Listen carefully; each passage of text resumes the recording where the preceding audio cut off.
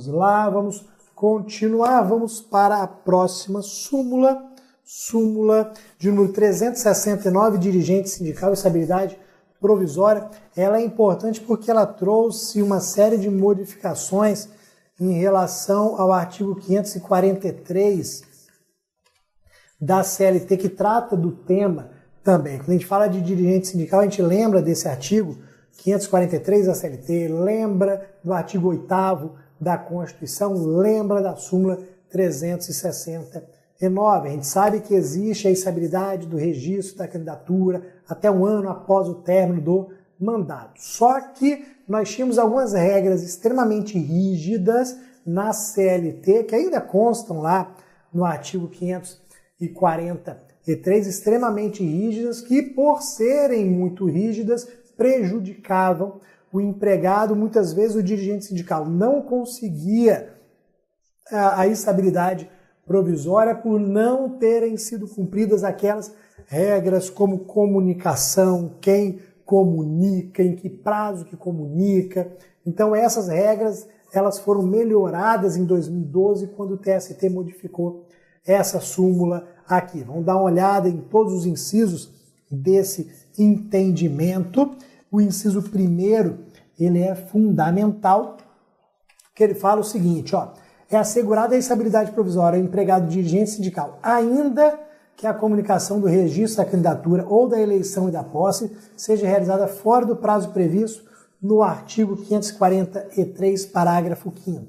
Porque esse dispositivo fala em 24 horas, que eu precisaria ter a comunicação do registro, da eleição e posse em 24 horas para que o empregado pudesse adquirir a estabilidade. Ele só iria adquirir a estabilidade se houvesse a comunicação em 24 horas. Ah, comunicou com 25 horas, já era, não tem estabilidade. Não fazia muito sentido. Então o TST passou a entender que a estabilidade ela existe mesmo que a comunicação seja feita fora desse período de 24 horas, desde que ainda exista vínculo de emprego. É o restinho que eu vou ler agora para vocês. Ó, desde que a ciência ao empregador, por qualquer meio, ocorra na vigência do contrato de trabalho.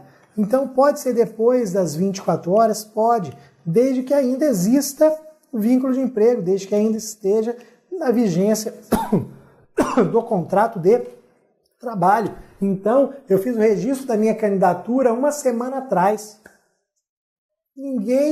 Não houve a comunicação ainda. Meu empregador não ficou sabendo desse registro. Se ficou sabendo, não me demitiu. Ainda está em vigor o contrato de trabalho. Pode comunicar? Pode. Comunica que eu adquiro a estabilidade. Não precisa ser dentro das 24 horas. Essa é a primeira modificação. A segunda modificação eu já li aqui e vou destacar para vocês, que são duas palavrinhas ali, três palavrinhas, ó. Por qualquer meio. Essa é a outra modificação. Por quê? O artigo 543 da CLT, além de falar na comunicação em 24 horas, falava que essa comunicação tinha que ser por um meio específico. Que meio específico é esse? O sindicato. Então, o sindicato tinha que comunicar em 24 horas para a aquisição da estabilidade. Se o sindicato não comunicasse, já era ou não adquiria. E se o sindicato deixasse de comunicar de sacanagem, só para me prejudicar, eu seria prejudicado? Pelo entendimento antigo, sim. Pelo atual, não. Por quê? O que interessa aqui é a comunicação, não o meio, por que meio ela foi feita. O que vale aqui é a comunicação. O meu empregador foi comunicado? Foi. Como? Não me interessa. Por qualquer meio. Ele foi comunicado? Foi. Então existe a estabilidade provisória. Como é que ele ficou sabendo? Eu mandei um e-mail. Como é que ele ficou sabendo? Eu peguei e mandei uma carta com AR. Peguei a cópia do registro, fui lá na empresa, toma aqui, recebido. Por qualquer meio. Mandei pombo, correio, por qualquer meio está valendo. Então, no inciso primeiro, tivemos essas duas modificações. Não precisa mais ser dentro das 24 horas, pode ser enquanto vigente o contrato de trabalho. Não precisa mais ser a comunicação feita pelo sindicato especificamente, pode ser por qualquer meio. Depois, um ponto que não sofreu alteração aqui, não sofreu alteração, inciso segundo, que fala na recepção do artigo 522 da CLT. Por que a dúvida é se ele teria sido recepcionado assim? Porque ele limita a estabilidade a 7 dirigentes sindicais igual ao número de suplentes. E havia dúvida se ele teria sido recepcionado ou não, porque a Constituição prega que o Estado ele não vai intervir na administração do sindicato, e havia dúvida se isso seria uma intervenção na administração ou não. O TST entendeu por bem afirmar que houve a recepção, e são apenas 7 titulares e 7 suplentes com estabilidade provisória. Galera, é um entendimento razoável? Sim, porque senão você engessa toda uma categoria. Imagina que venha um sindicato prevendo no seu estatuto que serão 200 titulares e 200 suplentes com estabilidade. Você engessa 400 empregados. Não faria sentido dotar tanta gente de estabilidade ou dar liberdade para o sindicato dizer quem teria estabilidade ou não. Aqui eu tenho uma norma razoável, não é uma intervenção na administração do sindicato, nada disso, a gente continua tendo liberdade de atuação dentro do sindicato. Então a norma que foi realmente recepcionada, 7 titulares, 7 suplentes com estabilidade provisória. O inciso terceiro, falando que o empregado de categoria diferenciada, eleito dirigente sindical, só goza de estabilidade se exercer na empresa atividade pertinente à categoria profissional do sindicato para o qual foi eleito dirigente. Então, digamos que eu fui eleito dirigente aqui do Sindicato dos Advogados, só que naquela empresa eu não sou advogado, então eu não possuo estabilidade provisória. Eu só possuo estabilidade provisória se eu exercer na atividade, na empresa, atividade pertinente à categoria profissional para a qual eu fui eleito dirigente. Ok? Depois, inciso 4º, havendo extinção da atividade empresarial no âmbito da base territorial do sindicato, não há razão para subsistir a estabilidade, ou seja, não há mais estabilidade se não houver mais atividade empresarial naquela base territorial do sindicato. Agora, o mais importante, que é a grande pegadinha aqui, se nós compararmos com principalmente uma outra situação que é a gestante. Qual que é o cuidado aqui, galera? Vamos comparar estabilidade provisória do dirigente sindical com a estabilidade provisória da gestante. O que você sabe sobre a gestante? Se ela engravidar no aviso prévio, tem estabilidade? Tem. Se a mulher engravida no aviso prévio, ela tem estabilidade. Que tipo de aviso prévio? Qualquer um deles. Pode ser aviso prévio trabalhado ou aviso prévio indenizado. Tanto faz, há direito à estabilidade provisória. Então, aí surgem aqueles questionamentos, que a mulher poderia engravidar de propósito para ter a estabilidade provisória. Pode até acontecer, a gente não, é óbvio que ninguém em sã consciência vai engravidar para segurar emprego. Isso não faz sentido pensar que alguém vai fazer isso. Mas numa teoria, poderia. Aí você começa a pensar no dirigente sindical. Você recebeu o aviso prévio. Foi no sindicato da sua categoria e viu que vai ter eleição e está no prazo de registro da candidatura. Aí você pensa, eu penso, né? Rapaz, eu não posso engravidar, mas eu posso fazer o registro da candidatura e segurar o meu emprego. Vai dar certo? Não. A mulher engravida no aviso prévio tem estabilidade provisória dela.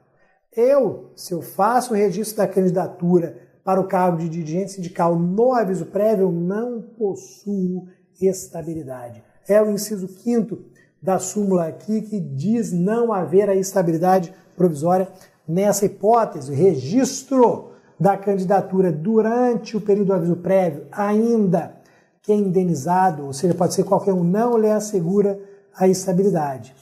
inaplicável o parágrafo 3º do artigo 543 da CLT. Então, cuidado com essa situação excepcional. Continuando nas estabilidades, nós vamos aqui ainda falando do dirigente sindical, trazendo um ponto também de processo do trabalho. Vamos falar do inquérito para apuração de falta grave para a demissão do dirigente sindical. O dirigente sindical fez o registro da candidatura, tem estabilidade do registro da candidatura até um ano após o término do mandato, se eleito. Ok. Ele não pode ser demitido sem justa causa por ser dotado dessa estabilidade, mas ele pode ser demitido por justa causa. Aqui nós vamos lembrar as formas de demissão por justa causa. Eu vou pegar o Bruno, que não tem nenhum tipo de estabilidade, vou pegar a Maria, que está grávida, e vou pegar o João, que é dirigente sindical. Bruno não tem estabilidade nenhuma, Maria tem estabilidade provisória pela gestação, pela gravidez, o João tem estabilidade provisória por ser dirigente sindical. Vou demitir os três por justa causa. Como é que eu faço para demitir o Bruno por justa causa? Tchau, Bruno, você está demitido por justa causa. Eu acho que você incorreu em justa causa, então tchau, está demitido.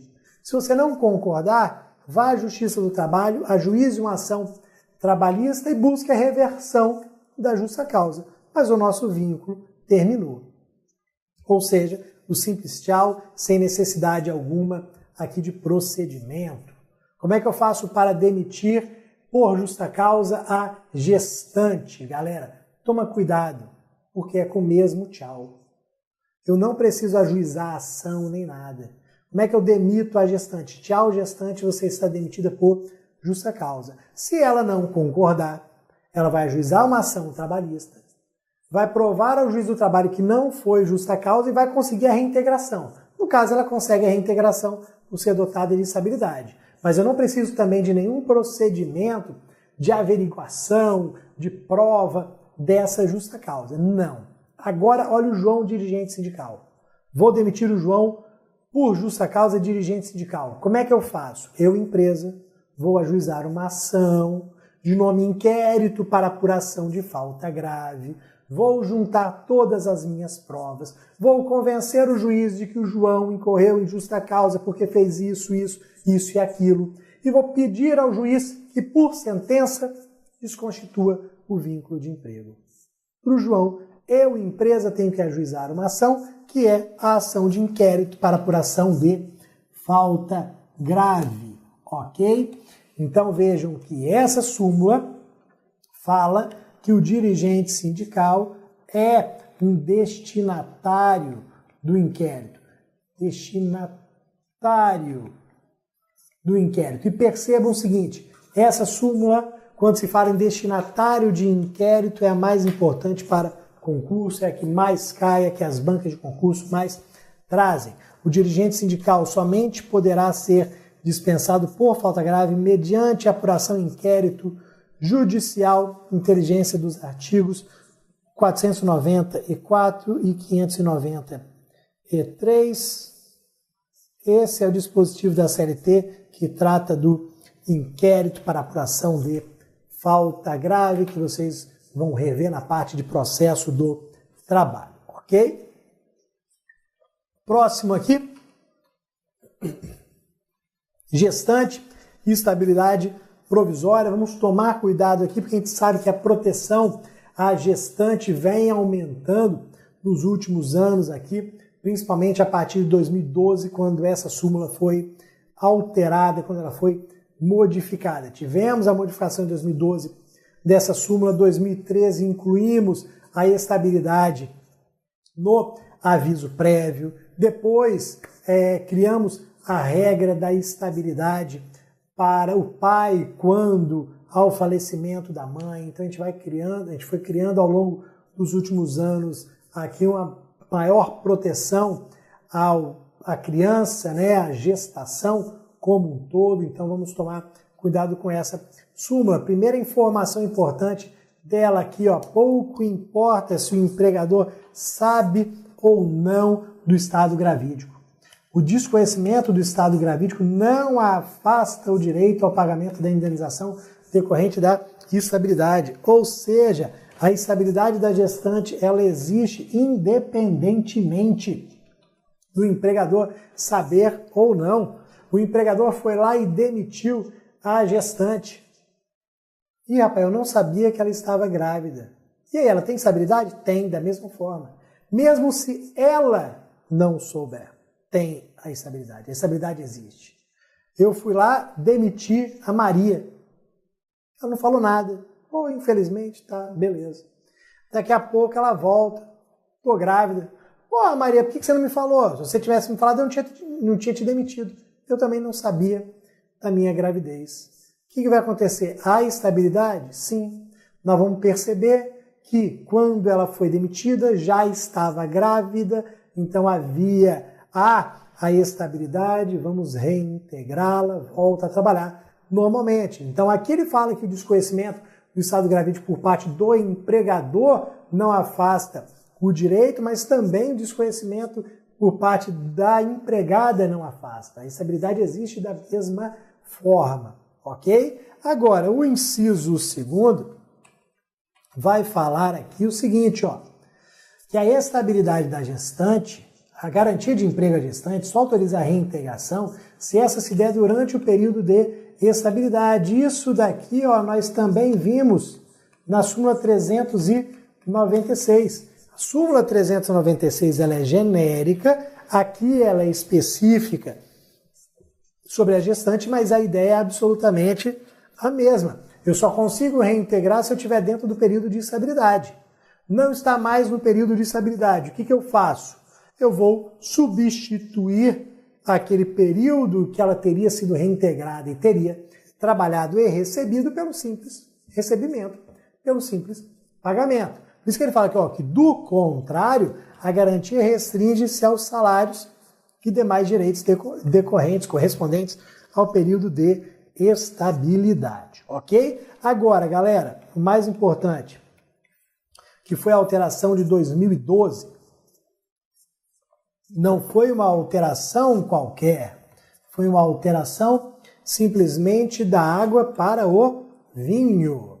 Então, qual foi a alteração da água para o vinho aqui? Até 2012, a mulher que engravidasse no contrato por prazo determinado não tinha estabilidade. Hoje ela tem. A partir de 2012 para cá, sim. Você, mulher, foi contratada por contrato de experiência, por exemplo, que é a hipótese de contrato por prazo determinado mais comum no Brasil. Contrato de experiência. A gente sabe que o prazo máximo é de 90 dias. Está chegando no finalzinho do contrato de experiência, o seu empregador já está lá, ó, não vou ficar com Maria não tá legal, não é do jeito que eu queria. Aí chega no último dia do contrato de experiência, o empregador fala, Maria, ó, muito obrigado, mas infelizmente nós não vamos continuar. Aí Maria fala, vamos sim, vamos continuar porque eu estou grávida. Engravidei no contrato de experiência, que é um contrato por prazo determinado, tem sim estabilidade. Você que nem queria mais ficar com Maria, vai ficar com ela até 5 meses após o parto. Isso daqui, ó, porque o inciso 3º diz claramente que a empregada tem direito à estabilidade, mesmo na hipótese de admissão mediante contrato por prazo determinado. Falei para vocês aqui em contrato de experiência como um exemplo, por ser o contrato por prazo determinado mais utilizado no Brasil, mas serve para qualquer contrato por prazo determinado, em qualquer situação. Vou puxar aqui o artigo 443 da CLT, que traz essas espécies de contratos, as hipóteses em que esse contrato pode ser firmado. Então, toma cuidado, principalmente em relação ao inciso 3º dessa súmula. Vamos aqui.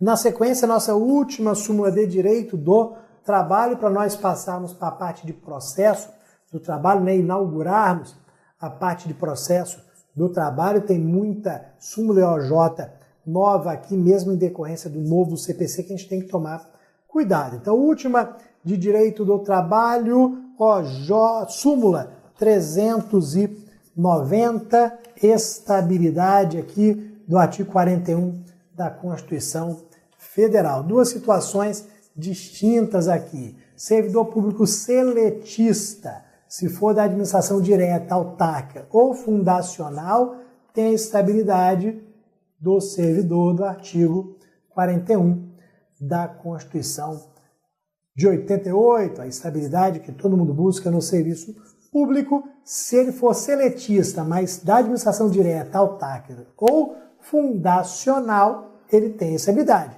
Agora, se ele for empregado de empresa pública ou sociedade de economia mista, ou seja, se ele for seletista de empresa pública ou sociedade de economia mista, ainda que ele tenha sido admitido mediante aprovação em concurso, ele não tem garantia dessa estabilidade.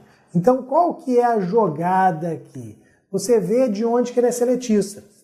Ele é seletista da administração direta, autárquica ou fundacional, cada vez mais difícil, mas pode ser que ele seja. Aí ele é seletista da administração direta, autárquica ou fundacional. Ele tem a estabilidade do artigo 41, não porque ele é seletista, mas porque ele é servidor da administração direta, autárquica ou fundacional.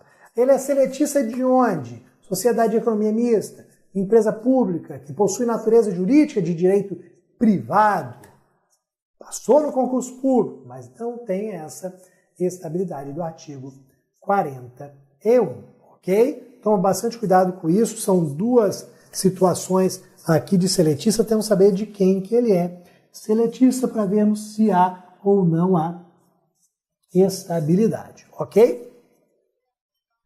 Vamos iniciar agora a parte de processo do trabalho, pessoal, e como eu fiz em direito do trabalho, vamos começar aqui com os princípios. Então, começamos lá em direito do trabalho com fontes, princípios, e vamos aqui para princípios. A nossa primeira súmula da nossa parte agora de processo do trabalho é a súmula indispensável para o nosso estudo, para as nossas provas, a súmula 214.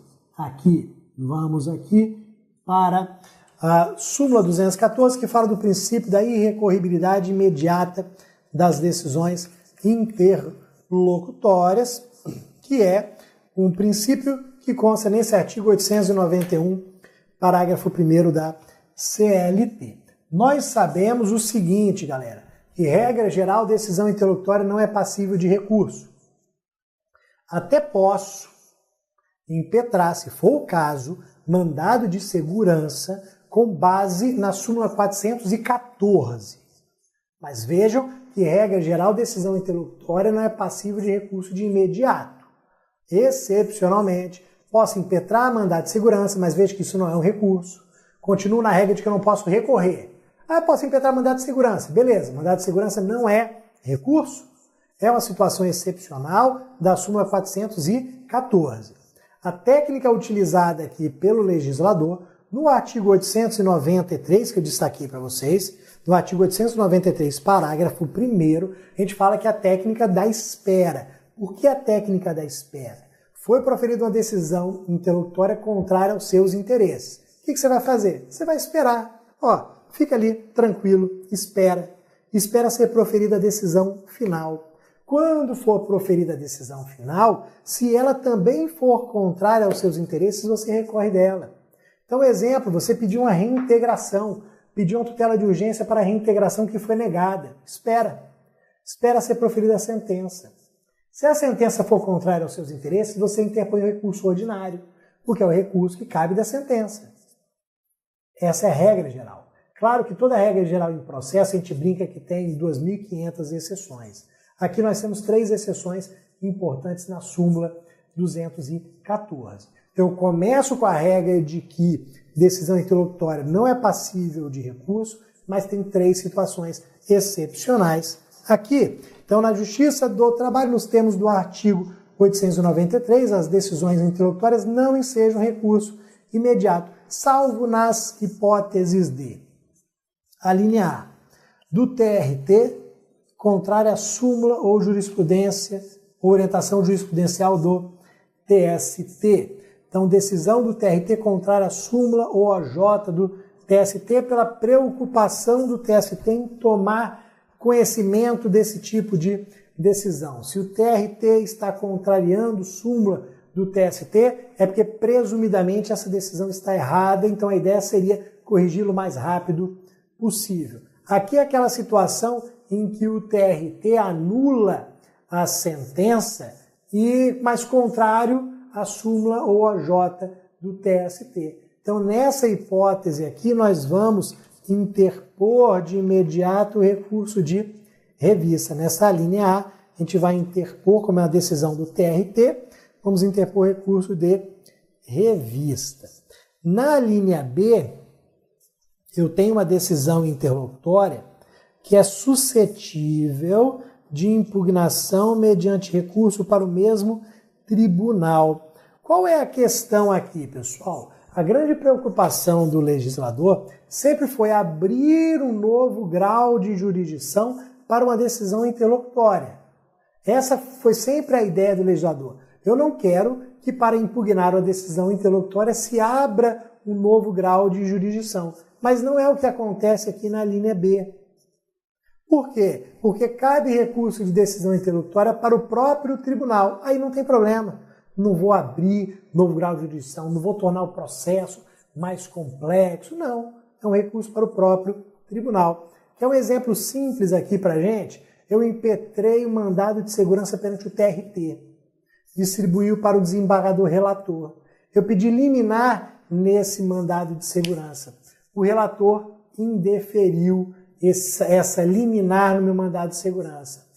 Vou interpor um agravo regimental, por exemplo. É um recurso para o próprio tribunal? Então pode? Pode, e muito se utiliza.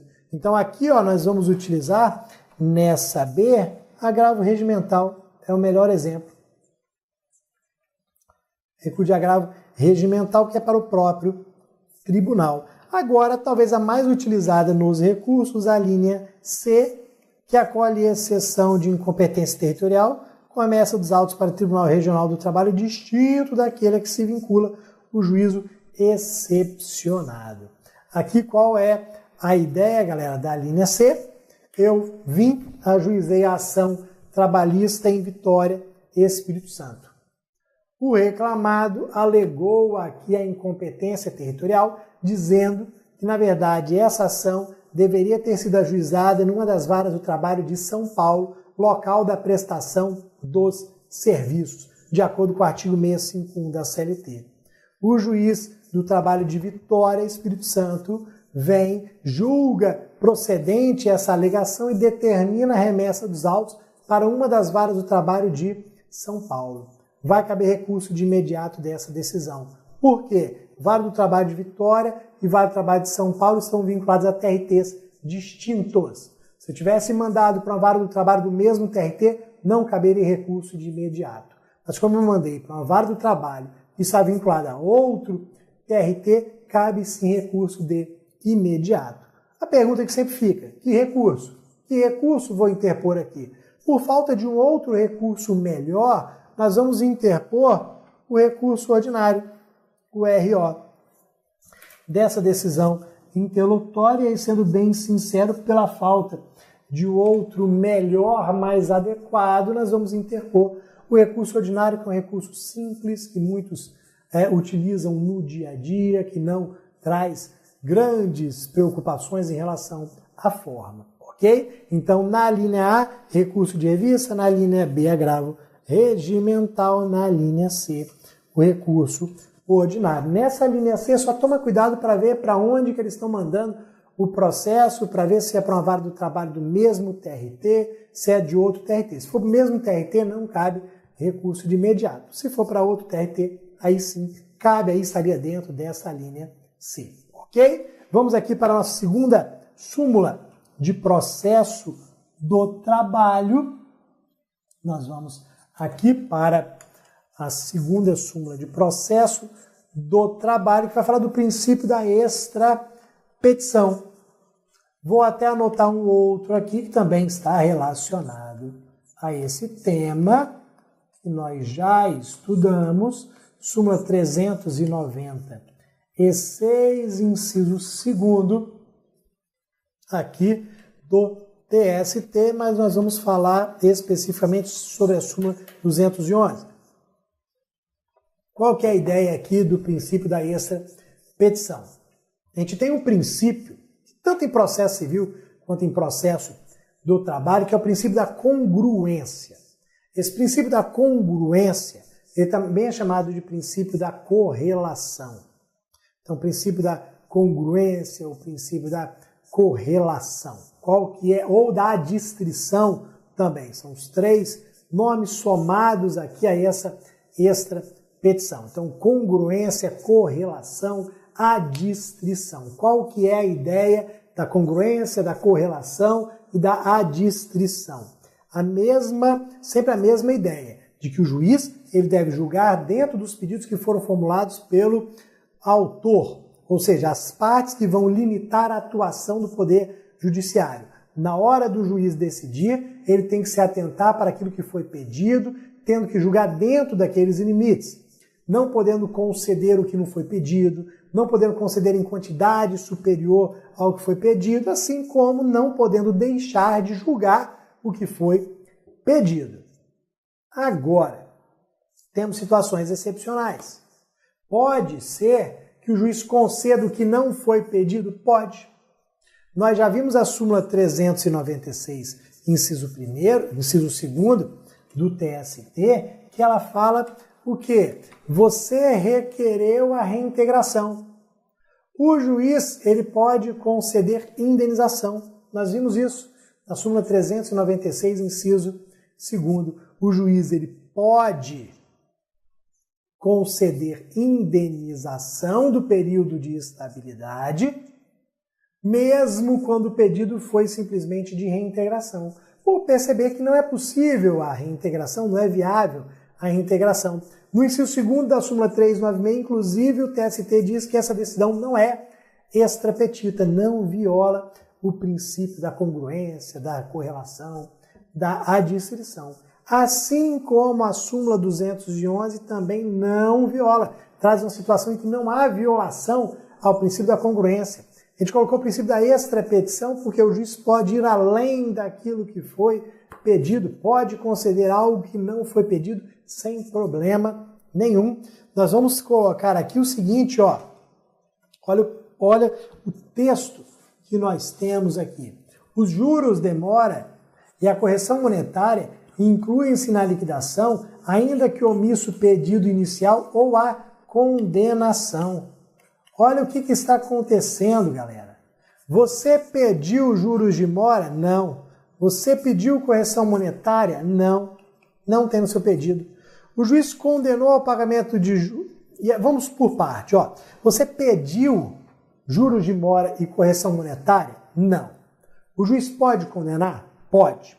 Tranquilo. Por quê? Eles entram aqui com o que nós chamamos de pedido implícito.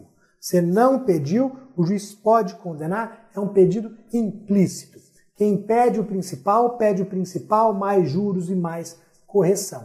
Eu fiz o pedido explícito de condenação ao pagamento de horas extras, implicitamente pedi juros de mora e correção monetária, ok? Agora, vamos além.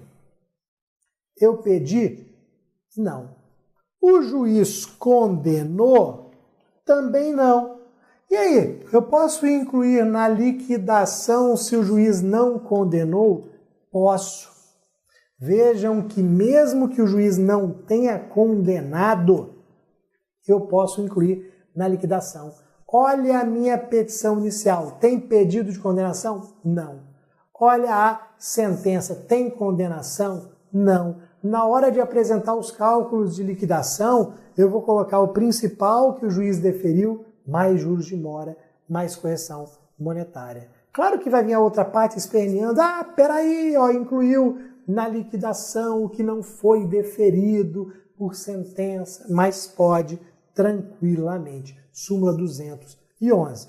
Então percebam o seguinte, ao mesmo tempo, vou anotar isso daqui, ao mesmo tempo, juros e correção monetária entram como um pedido implícito e entram também como condenação implícita.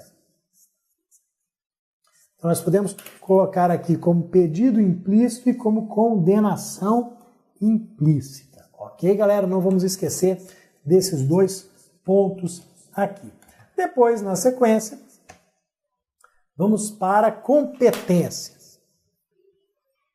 Vamos começar a falar sobre competência material. Essa primeira súmula aqui ela foi alterada em 2016 para incluir um detalhe que pode ser cobrado na prova de vocês. Competência material, dano moral e material é uma súmula antiga que foi criada em 2003, então uma súmula bem antiga de 2003, que passou por algumas modificações. 2016 passou aqui por uma inclusão de um pequeno detalhe. Olha o que acontece, galera. Como eu falei, de 2003, ela já reconhecia a competência da Justiça do Trabalho para analisar os pedidos de dano moral e dano material quando decorrentes do vínculo de emprego.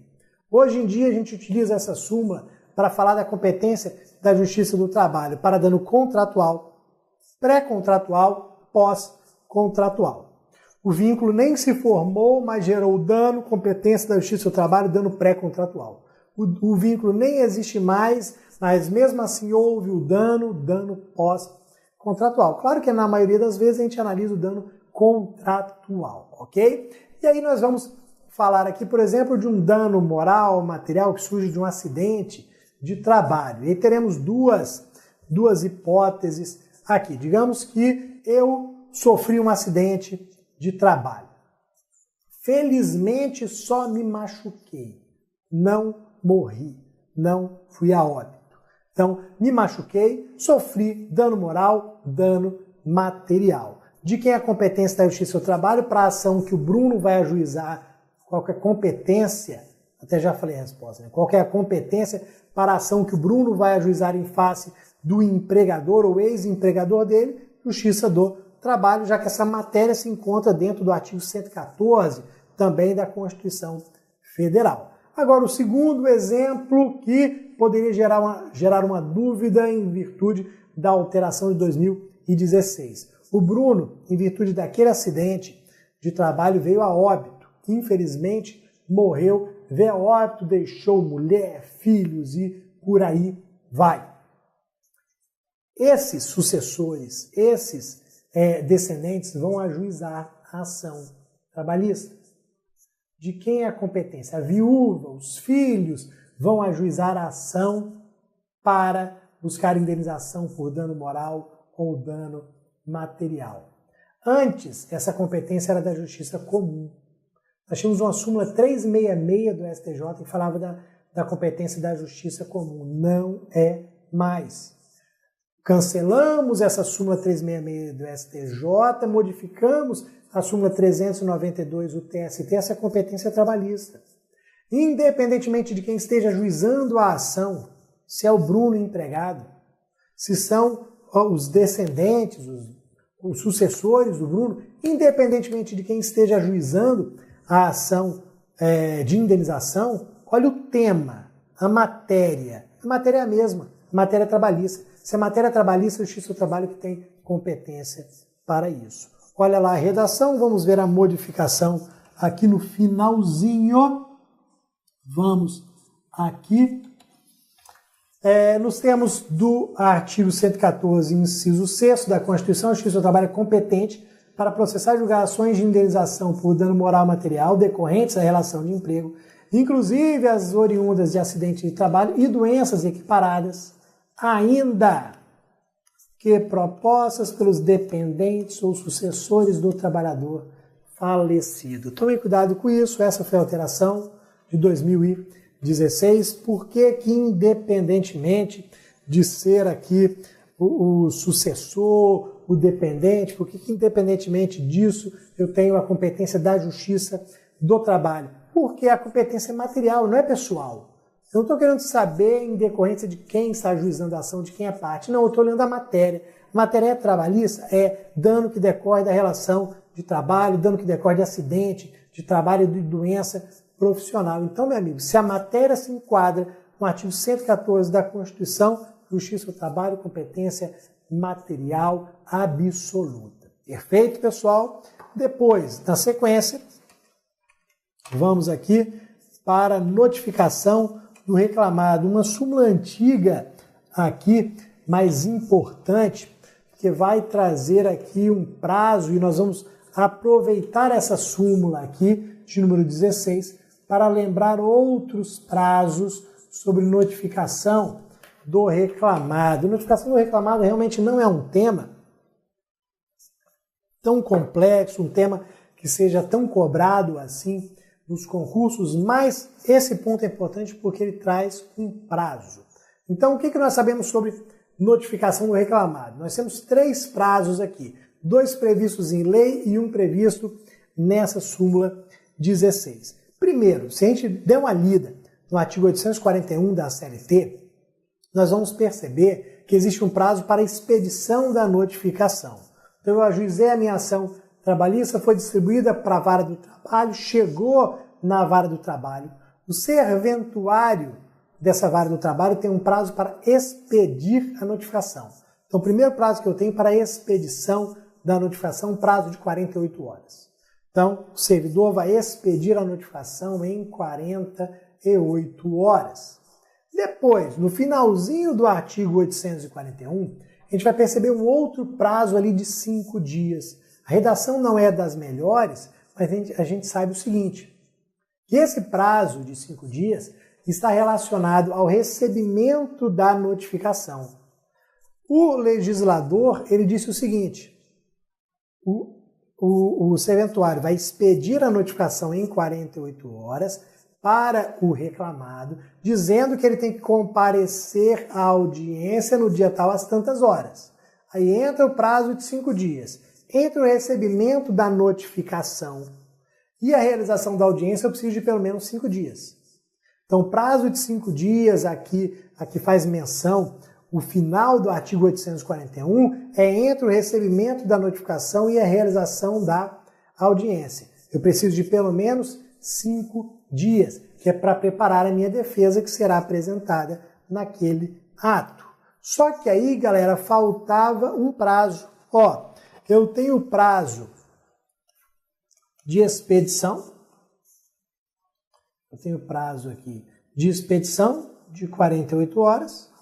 Eu tenho prazo de recebimento de pelo menos 5 dias.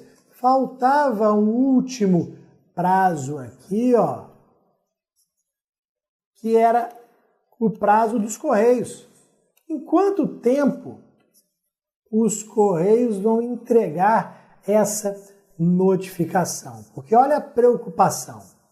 Aqui eu estou expedindo a notificação para comparecer à audiência. Eu tenho já que colocar, quando eu peço, eu já coloco a data e a hora da audiência.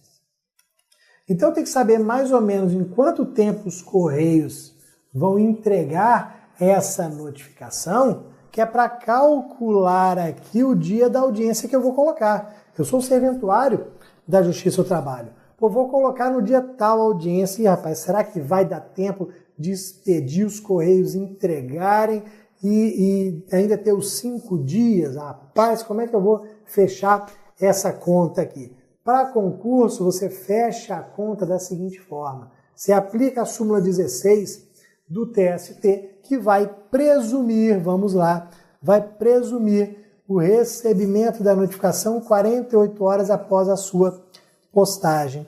Então, ó, os Correios vão entregar também em 48 horas.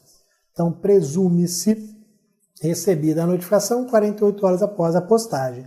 Então, expede em até 48, entregue em até 48 e depois mais 5 dias, pelo menos, para a audiência. A questão aqui, como se diz, é a seguinte: essa presunção ela é claramente relativa. Tanto é relativa que cabe prova em sentido contrário. Olha o que a súmula continua falando.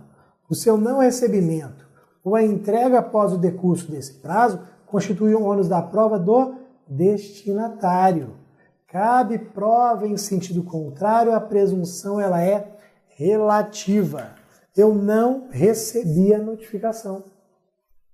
Ou eu recebi a notificação bem depois do prazo de 48 horas. Isso fez com que eu recebesse num dia, no outro já tivesse audiência.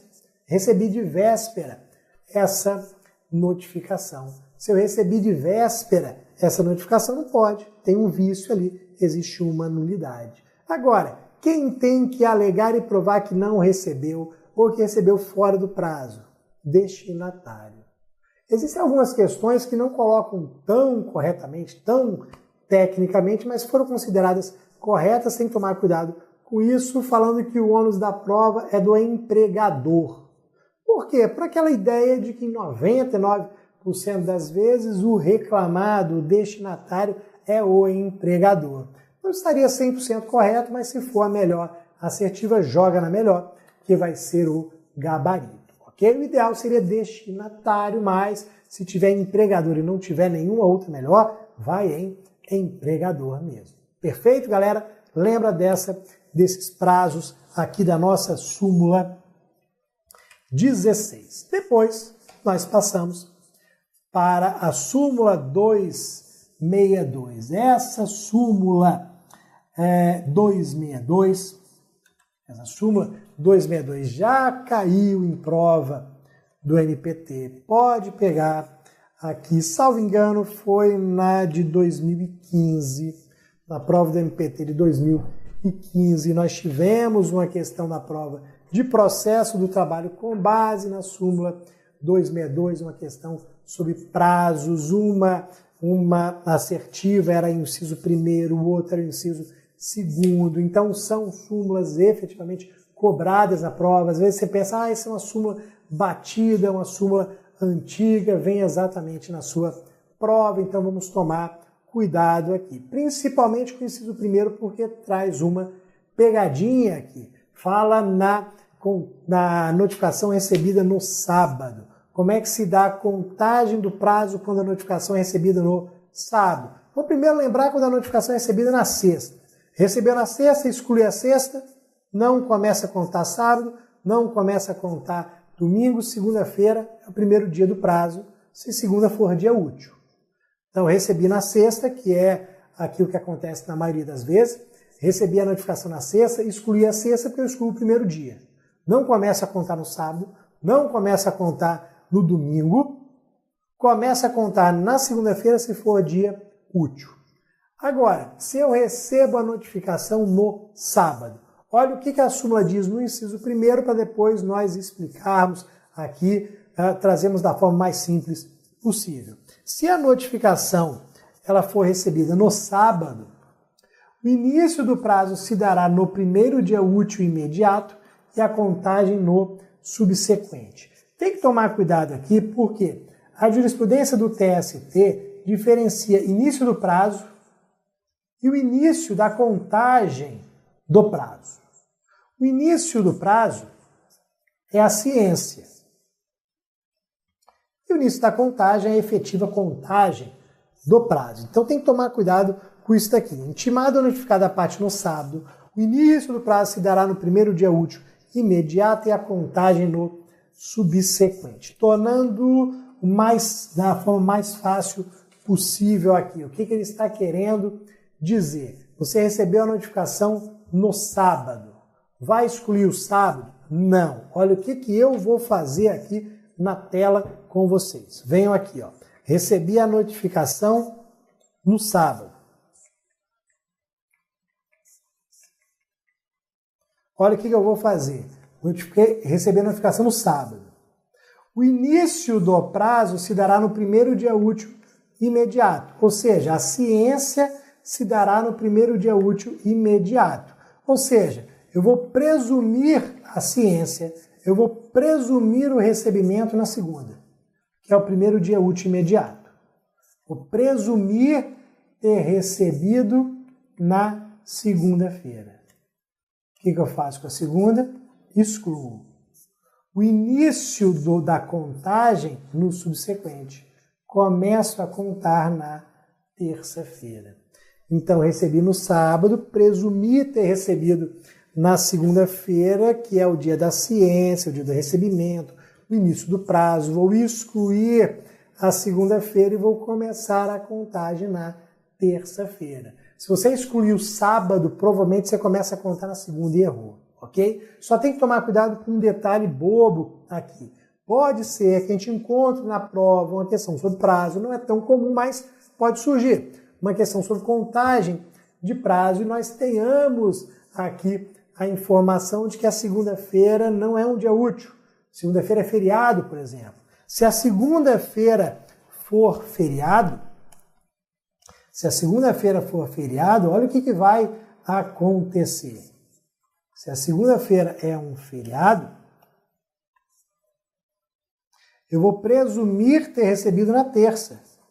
Vou excluir a terça, vou começar a contagem na quarta-feira.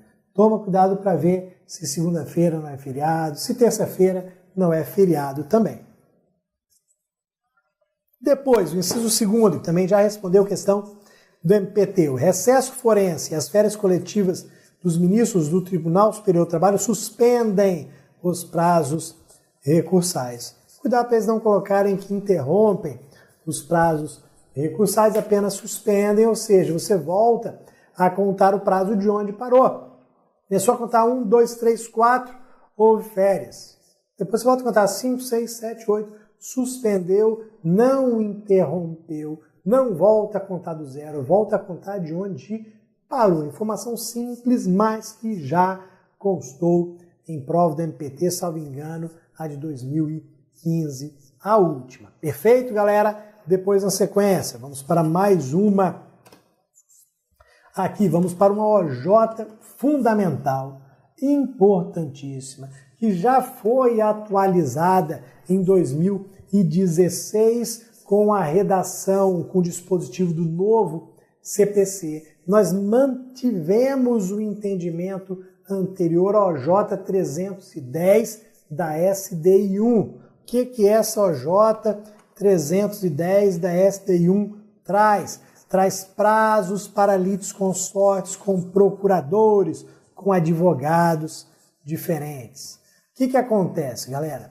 Nós temos, no processo civil, o prazo em dobro do artigo 229 do novo CPC, quando eu tenho litisconsortes com advogados diferentes, para facilitar a prática do ato processual. Então, eu estou lá no processo civil, ajuizei uma ação de indenização em face de A e B, no processo civil. Ajuizei uma ação de indenização em face de A e B. A tem o advogado X, B o advogado Y. Como são litisconsortes com procuradores diferentes, nós teremos prazo em dobro para a prática dos atos processuais, exatamente para facilitar a prática deles. Beleza. Isso não se aplica ao processo de trabalho. A OJ 310 diz que isso é inaplicável ao processo do trabalho. Aqui no processo de trabalho, a principal situação de litisconsortes com procuradores diferentes é a terceirização. O Bruno ajuizou a ação em face da empresa de limpeza, empregadora dele, e em face do tomador dos serviços. Eu tenho aqui o litisconsórcio. Advogado X da empresa de limpeza, advogado Y do tomador de serviço. Geralmente, 99% das vezes, o tomador de serviços e a empregadora possuem advogados diferentes. E aí, vai dobrar prazo? Porcaria nenhuma. Não dobra prazo nenhum. Por que não se aplica ao processo do trabalho? Porque isso vai de encontro à celeridade trabalhista. Viola a ideia de celeridade trabalhista. A gente não teria uma justificativa plausível aqui para abandonar a celeridade nesse ponto com o dobro do prazo. Então, nos termos da OJ, inaplicável ao processo do trabalho a norma contida no artigo 229 caput do CPC, em razão da sua incompatibilidade com a celeridade que lhe é inerente. Toma cuidado que esse é um dispositivo importante dentro da jurisprudência do TST para a nossa prova. Vamos aqui seguir com petição inicial. Indeferimento, petição inicial, depois veremos emenda e por aí vai, pessoal.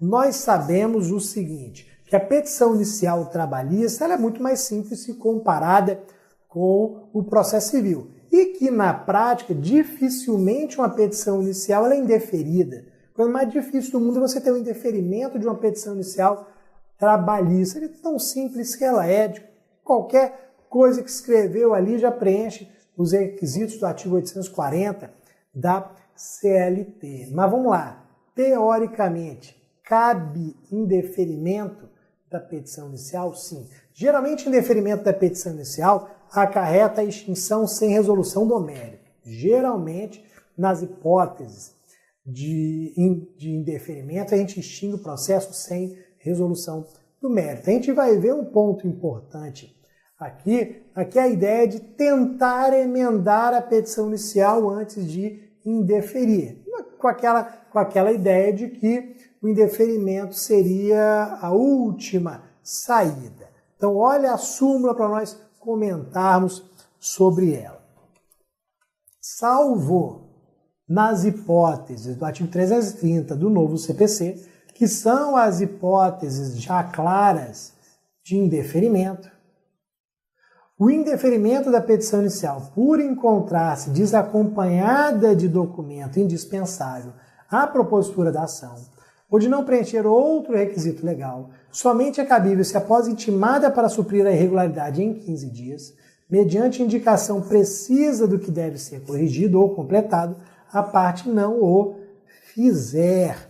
Ou seja, galera, salvo nas hipóteses clássicas de indeferimento da petição inicial, que são aquelas situações que o próprio legislador já considerou não haver possibilidade de emenda, de correção, a ideia é buscar a emenda da petição inicial.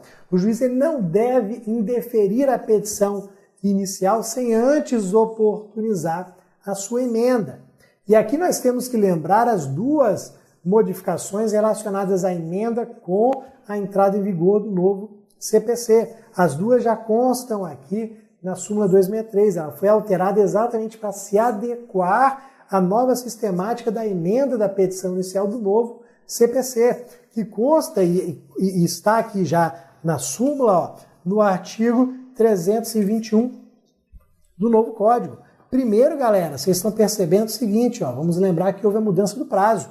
O prazo hoje é de 15 dias, ele foi aumentado. Antes era o prazo de 10 dias para a emenda da petição inicial. O juiz determinava a emenda da petição inicial em 10 dias, hoje em 15 dias. Só que talvez a maior modificação aqui tenha sido o dever do juiz de indicar precisamente o que deve ser emendado, que também está ali, daqui a pouco eu volto e leio novamente. Então você, juiz do trabalho, vendo que é uma hipótese de emenda, primeiro você vai determinar a emenda, é um dever seu. E você vai dizer o que precisa ser emendado. Ah, falta o documento. Que documento falta? Que documento tem que ser juntado?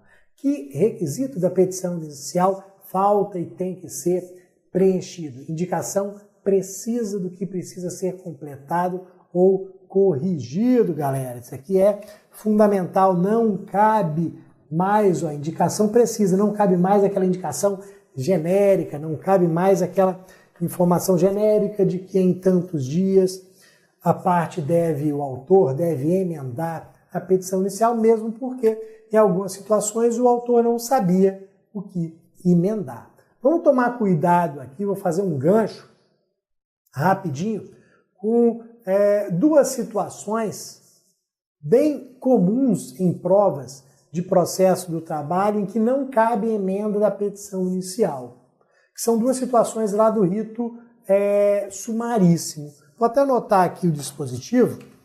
Como a gente não tem súmula OJ sobre isso, eu vou aproveitar para falar aqui, ó, 852B da CLT, rito sumaríssimo. Duas situações em que não cabe a emenda da petição inicial, apesar de ser ali uma ideia razoável, talvez uma boa saída, mas para a prova não caberia a emenda no rito sumaríssimo. Quais seriam essas duas situações? O 852B da CLT diz que a petição inicial do rito sumaríssimo tem que ter valor da causa. Esqueci de colocar o valor da causa. Indeferimento, arquivamento, extinção sem resolução do mérito. Se esquecer o valor da causa no sumaríssimo, não cabe emenda da petição inicial, vai indeferir. Ok? Segunda situação, endereço que não está completo e nem correto. Endereço que não está completo e nem correto não vai dar oportunidade para corrigir. Vai arquivar o processo, também vai indeferir a petição inicial. Então são as duas situações do 852B da CLT de rito sumaríssimo, ser específico para o rito sumaríssimo, em que não vai caber a emenda da petição inicial. O que você vai fazer aqui? Infelizmente, vai arquivar, vai indeferir, extinguir sem resolução do mérito. Uma importante alteração aqui do novo código, do novo CPC, em relação a essas sentenças que extinguem o processo sem resolução do mérito. Você tem uma sentença que extinguiu o processo sem resolução do mérito. Da sentença cabe recurso ordinário, o RO. O juiz, ao receber o recurso ordinário, pode reconsiderar a sentença dele. Por que ele pode reconsiderar a sentença? Porque é uma sentença que extinguiu o processo sem resolução do mérito. Então, havendo recurso da sentença que extinguiu o processo sem resolução do mérito, cabe aqui a reconsideração da decisão. Então, se extinguiu sem resolução do mérito e você interpôs recurso ordinário, o juiz pode reconsiderar a sentença, tornar sem efeito a sentença. Coisa que ele não pode, em regra, quando julga o mérito e entende que errou. Perfeito, galera? Vamos aqui na sequência. Vamos falar de arquivamento do processo, ausência do reclamante. Só para tomar cuidado com um ponto aqui. Nós temos um artigo 844 da CLT que diz que se o reclamante faltar à audiência, haverá o arquivamento.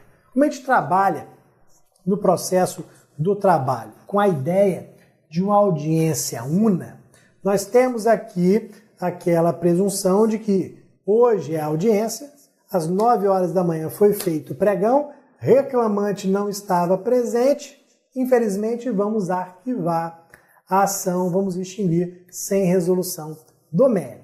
Só que, de vez em quando, a gente tem que fracionar a audiência. A gente tem mais de uma audiência para o mesmo processo. Às vezes aquela regra da audiência una não consegue ser efetivada e aí tivemos o fracionamento. Tivemos mais de uma audiência. O reclamante foi na primeira, não veio na segunda. E aí? Arquiva pela ausência na segunda? Depende. Depende de um acontecimento que consta na súmula 9 do TST. Essa súmula 9, vou dar uma lida, vou colocar dois exemplos simples aqui para nós lembrarmos esse entendimento. Então, a ausência do reclamante, quando adiada a instrução após contestada a ação em audiência, não importa arquivamento do processo. Então, a ausência do reclamante, quando adiada a instrução após contestada a ação, não importa em arquivamento do processo. Então, o que acontece, galera? Hoje foi a nossa audiência. Hoje foi a nossa audiência. Ela foi fracionada. Vou marcar uma audiência mais para frente. O que eu vou analisar aqui? Se houve defesa ou não da parte contrária. Se houve apresentação de defesa ou não pela parte contrária. Se houve contestação ou não. Por quê? Vamos para a nova audiência, para a próxima audiência. Nessa próxima audiência, eu, reclamante, vou faltar, ok? Então, eu, reclamante, vou faltar. Eu faltei, mas a parte contrária já havia apresentado defesa. Se a parte contrária já apresentou defesa, ela tem direito à análise do mérito, tem direito ao julgamento do mérito. Se o réu já apresentou defesa, ele possui direito agora ao julgamento de mérito. Eu, reclamante, faltei, o que vai acontecer? Não vai arquivar. Nós não teremos o arquivamento. Porque, após contestada a ação, não importa em arquivamento. Não vai arquivar. Agora, não houve a apresentação de defesa. E eu faltei a próxima audiência, arquivamento. Então, para saber se vai arquivar ou não, eu tenho que saber se já houve apresentação ou não de defesa. E você sempre vai pensar o seguinte, apesar do momento que o reclamado apresentou a sua defesa, ele trouxe para si aquele desejo de ter o julgamento de mérito favorável a ele. Se ele apresentou defesa, ele quer que o mérito seja julgado favorável a ele. Então ele não vai querer o arquivamento, não vai querer a extinção sem resolução do mérito, nada disso. Ele quer julgamento de mérito, por isso que eu não arquivo na primeira hipótese. Agora, se não houve apresentação de defesa, nós vamos aqui para o caminho normal, para o resultado normal, que é o arquivamento do processo. Súmula 9 do TST, bem antiga, mas importante em virtude dessa pegadinha, desse detalhe que nós temos aqui. Vamos seguindo, vamos agora para a súmula, ou OJ, vamos ver o que é súmula 418. Vamos para a súmula 418 do TST, que fala de homologação de acordo. Olha o seguinte, essa súmula foi alterada aqui em 2016 também. Tomar cuidado, porque hoje ela fala só de homologação de acordo. Na redação antiga, ela falava também em deferimento de liminar. Toma cuidado, galera, com essa modificação. Então, em 2016 também mudaram a súmula 418. Hoje ela só fala de homologação de acordo. Olha a redação dela. Homologação de acordo constitui faculdade do juiz. A redação antiga falava que a homologação de acordo e o deferimento de liminar constituíam faculdade do juiz. Deferimento de liminar ou indeferimento, análise de liminar, não é, ou tutela de urgência, digamos genericamente, falando genericamente. Análise de tutela de urgência não é faculdade do juiz, porque eu tenho pressupostos legais. Então, se presentes os pressupostos, o juiz defere. Se ausente algum deles, ele indefere, não é uma faculdade. Então, o TST resolveu tirar aqui a questão da liminar, ficou a homologação de acordo, que inclusive sempre foi a parte mais cobrada pelas bancas examinadoras. Então, eu não tenho direito a que o meu acordo seja homologado pelo juiz. Não tenho esse direito. Eu e você apresentamos um acordo. Esse acordo pode ser homologado, hipótese em que o juiz vai proferir uma sentença extinguindo o processo com resolução do mérito. Então, ele pode ser homologado, sentença extingue com resolução do mérito, e aí senta o pau. Ou ele pode simplesmente não homologar. O juiz pode indeferir a homologação daquele acordo, não aceitar aquele acordo por entender, por exemplo, que é quase uma renúncia do empregado, que o empregado está praticamente renunciando a quase tudo, que aquele acordo ele não é justo, que aquele acordo ele não caracteriza as concessões recíprocas que nós estudamos em processo. Então o juiz ele pode simplesmente indeferir. Qual vai ser o cuidado aqui? Não cabe mandado de segurança. Você não tem direito líquido e certo. Ele indeferiu o meu acordo, não homologou o meu acordo, vou impetrar mandado de segurança que eu tenho direito líquido e certo. Não tem, não tem. Olha aqui, inexistindo direito líquido e certo tutelável pela via do mandado de segurança. É uma faculdade na ideia de que o juiz vai analisar se realmente é um acordo, se as duas partes estão aqui, abrindo mão de parte das suas pretensões, se estamos diante daquelas concessões recíprocas. Na sequência, vamos aqui, ó, para atraso das partes em audiência, OJ 245, revelia. Aqui só para nós tomarmos um cuidado, galera. Olha o que acontece. Existe no artigo 815 da CLT a previsão para um atraso do juiz. A gente tem que tomar cuidado com esse atraso do juiz, porque as bancas colocam uma outra situação em que fugiria a regra desse artigo 815. Então, o 815 da CLT diz que o juiz pode se atrasar por até 15 minutos. Ou seja, eu teria que aguardar o juiz até 15 minutos. Após os 15 minutos eu poderia ir embora, fazendo ali menção na ata, fazendo registro de que fui embora após os 15 minutos, mas que eu teria esperado essa tolerância. Então, o juiz tem a previsão de atraso dele de até 15 minutos. Só que qual que é a situação que eles colocam em prova? Para funcionar esses 15 minutos aqui, para eu poder ir embora após esses 15 minutos, tem que ser a primeira audiência do dia. A primeira audiência da pauta. Por quê? Essa daqui é a situação em que o juiz não está no local de prática do ato processual. O juiz não está na vara do trabalho, o juiz não está na justiça do trabalho. A primeira audiência iria começar 9 horas. O juiz já chegou? Não. Está na vara do trabalho? Não, chegou não. Se não chegar até as 9h15 na vara do trabalho, 9h16 eu vou embora. Beleza. Só que o que eles colocam nas provas, que é o que acontece no dia a dia da Justiça do Trabalho? Você está com a audiência atrasada 1 hora já. A sua audiência era de 10 horas, está 11 horas e não começou ainda. 11h30 não começou ainda. 1h30 de atraso. Você pode invocar o artigo 815 e ir embora? Não. Por que está atrasado? Por que a audiência de 10 horas não começou ainda? Porque a audiência de 9h30 embolou tudo. É testemunha pra caramba, embolou tudo.